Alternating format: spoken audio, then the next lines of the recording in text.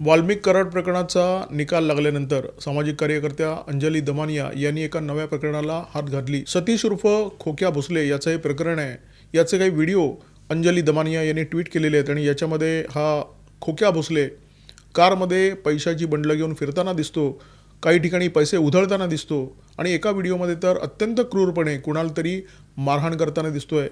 दमानियाबाईंनी असा दावा केला आहे की हा खोक्या भोसले सुरेश धस यांचा कट्टर कार्यकर्ता आहे।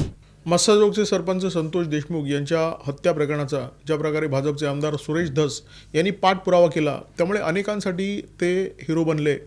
लोकांच्या मनामध्ये त्यांची अशी एक प्रतिमा निर्माण झाली की सुरेश धस यांच्या मनामध्ये गुंडगिरी आणि दहशतवादाबद्दल प्रचंड मोठी चीड आहे आणि त्या चिडीमुळे ते या प्रकरणाच्या मागे हात धुवून लागलेले आहेत। लोकांच्या मनामध्ये अशी प्रतिमा निर्माण होते न होते इतक्यात हे खोक्या भोसलेचं प्रकरण बाहेर आलं आणि हे प्रकरण बाहेर आल्यानंतर आता लोकांचा पुन्हा एकदा भ्रमनिरास होईल अशी शक्यता निर्माण झालेली आहे।